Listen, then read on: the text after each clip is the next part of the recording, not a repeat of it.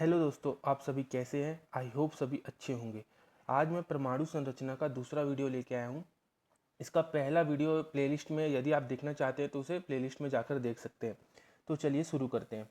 हमारा पहला सवाल है, एक परमाणु में 9 इलेक्ट्रॉन है तथा 10 न्यूट्रॉन है, तो इसकी द्रव्यमान संख्या क्या होगी। कभी भी द्रव्यमान संख्या निकालना है और इलेक्ट्रॉन और प्रोटॉन दिया है तो दोनों की संख्या को जोड़ देना, तो जो उत्तर आएगा वही द्रव्यमान संख्या होगा। इसका सही उत्तर है 19। अगला सवाल देखते हैं।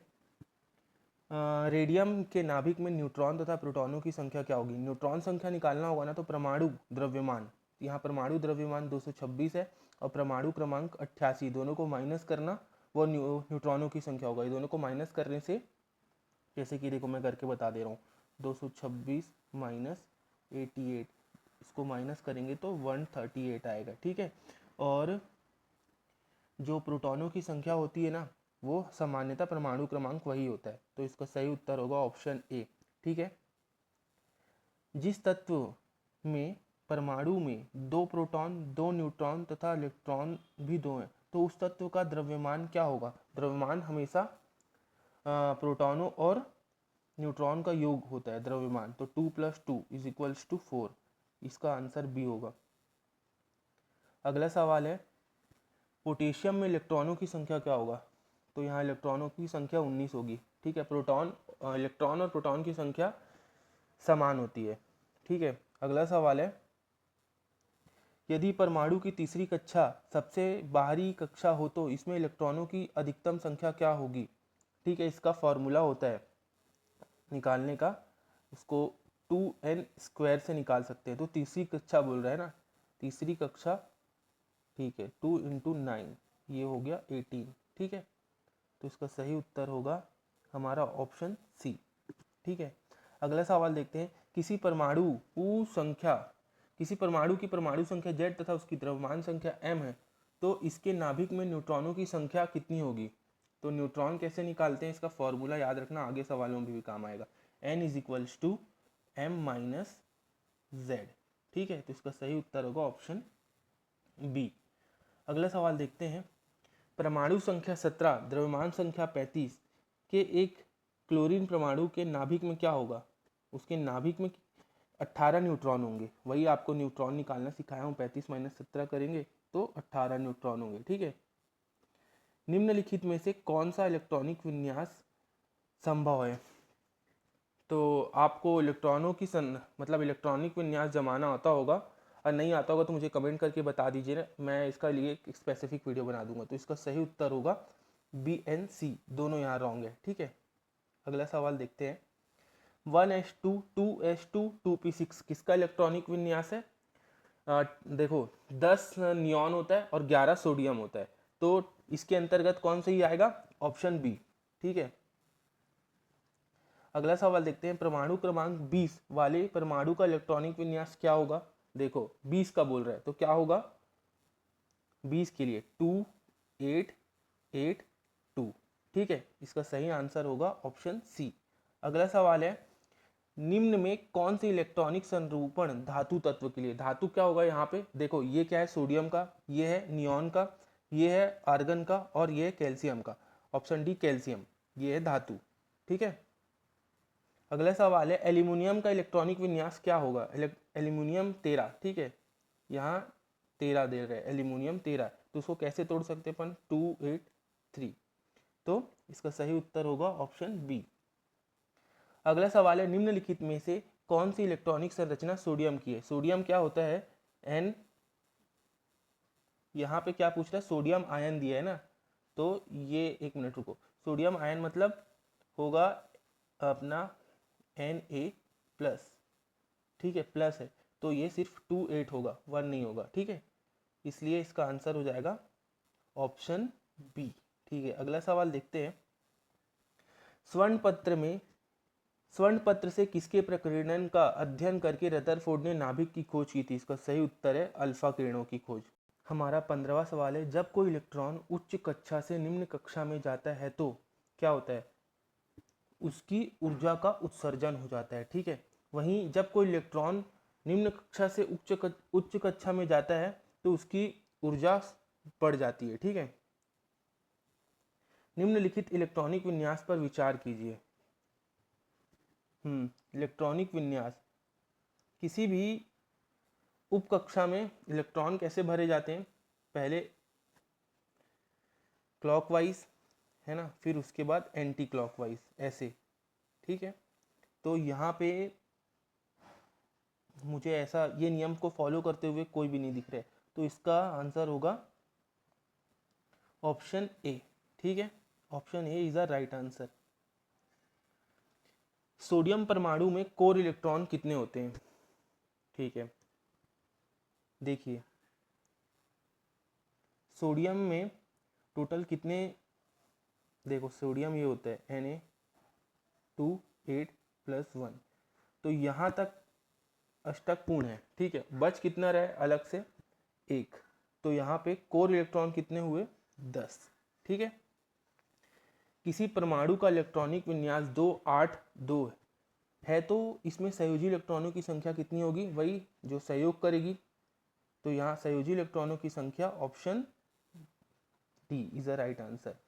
एक परमाणु में 19 प्रोटॉन और 20 न्यूट्रॉन है, तो इसकी द्रव्यमान संख्या बताइए। मैं आप लोगों को ऊपर बताया हूँ कि न्यूट्रॉन का क्या है, n = a - z, ठीक है। यहाँ पे 20 दे दिया है और a अपना वही हो गया 19 और ये z, तो यहाँ z कैसे निकलेगा 19, ठीक है। और एक मिनट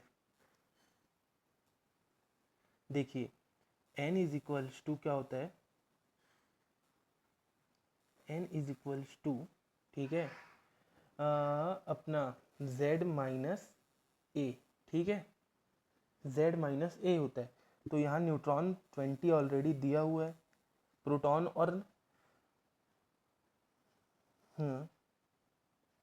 और अपने को क्या निकालना है, द्रव्यमान निकालना है, ठीक है। तो यहाँ पे ना अपन ऐसे करते हैं कि 20 ये दिया हुआ है, ठीक है, 20 दिया हुआ है और प्रोटॉन कितना दिया है 19, ठीक है। ये पहले सवाल की तरह बनेगा, जैसे मैं पहला सवाल बताया था, तो यहाँ द्रव्यमान होगा 39, option A is the right answer, ठीक है। तत्व एक की परमाणु संख्या 13 है, तो उसमें संयोजी इलेक्ट्रॉनों की संख्या कितनी होगी, वही 2 8 और ये 3, तो 3 संयोजी इलेक्ट्रॉन होंगे, ठीक है।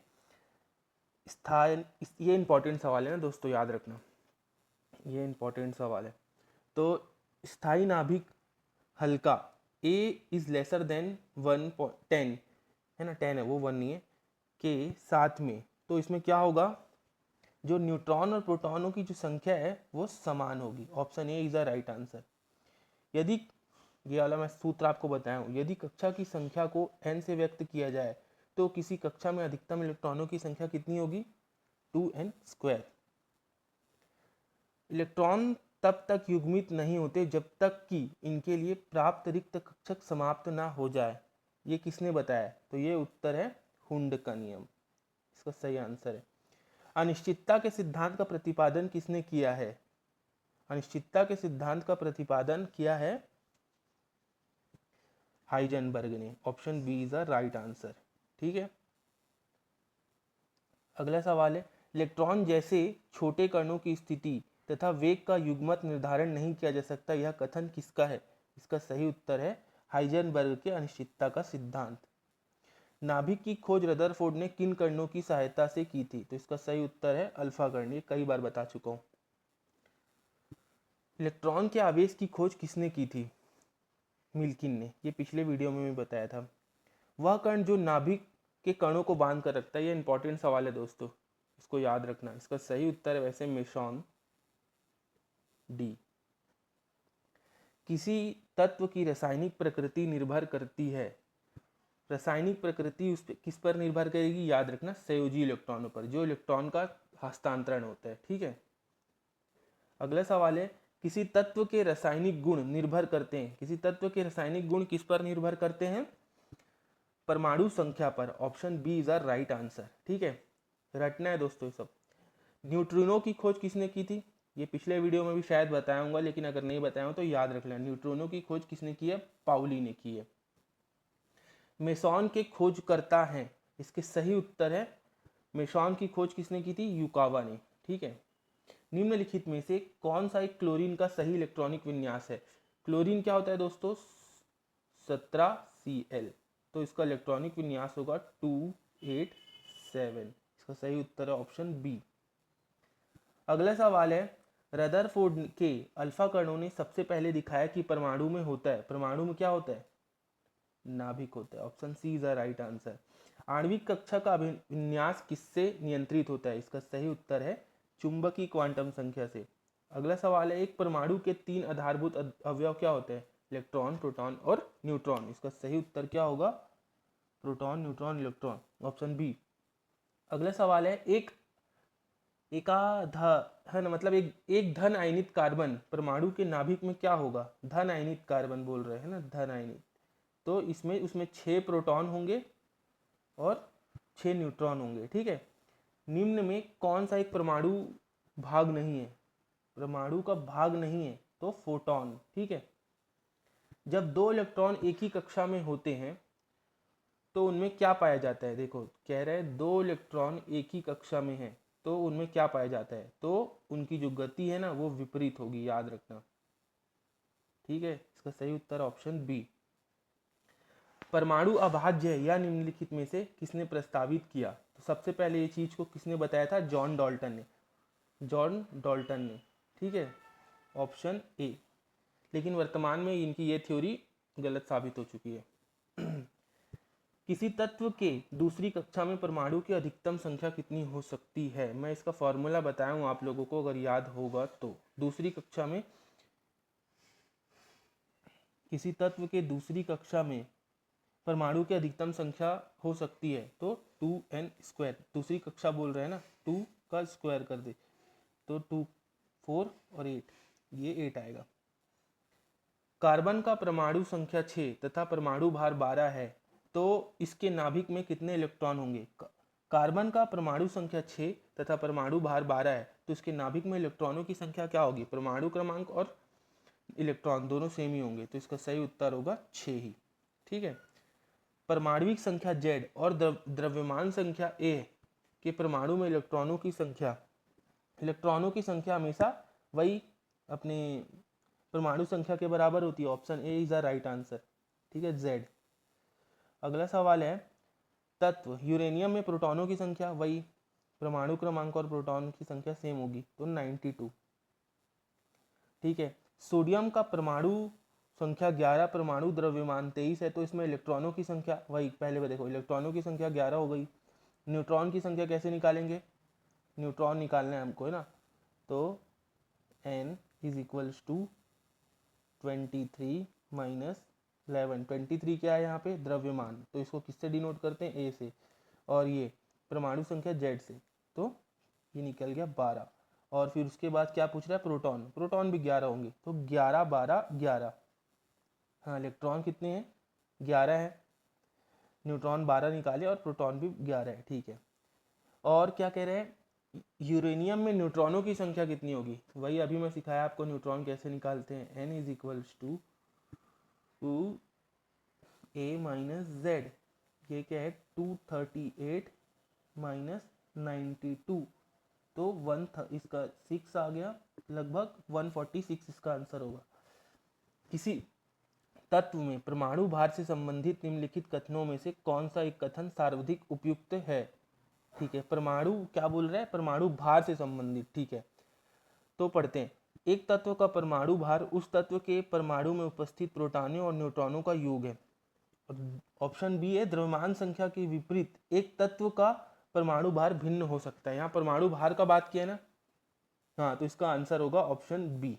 ठीक है। अगला सवाल है, परमाणु की प्रभावी त्रिज्या क्या होती है? परमाणु की प्रभावी त्रिज्या होती है 10⁻⁻10। इसका मात्रक होता है एंगस्ट्रॉन। ठीक है।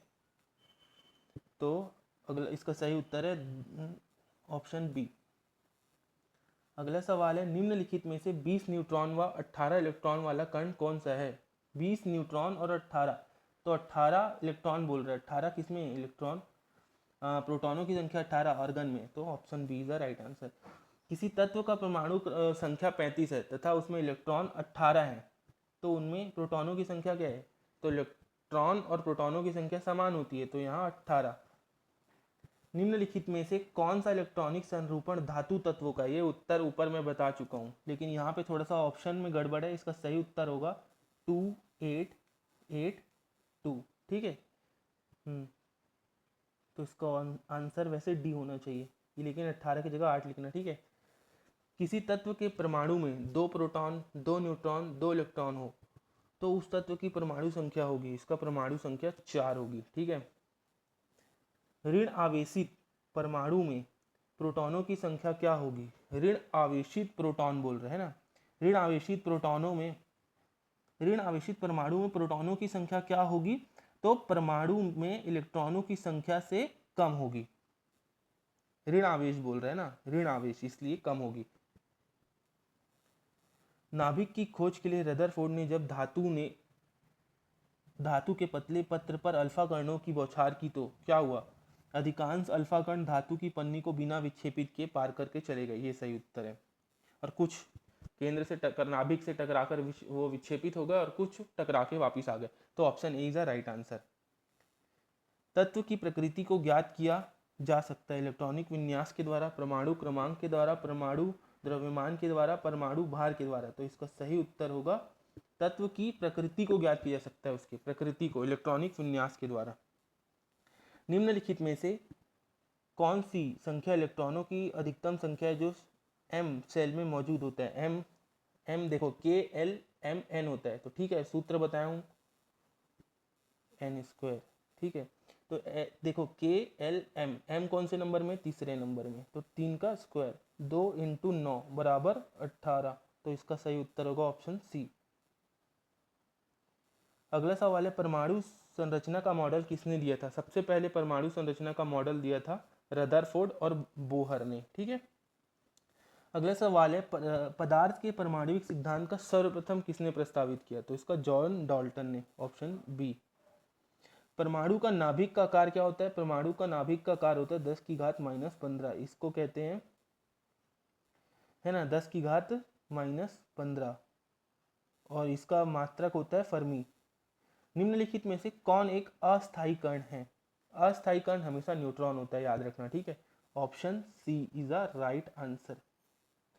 तो ठीक है दोस्तों, 60 ही क्वेश्चन थे। अगर आपको वीडियो थोड़ा भी इंफॉर्मेटिव लगा होगा तो please like share and subscribe दोस्तों।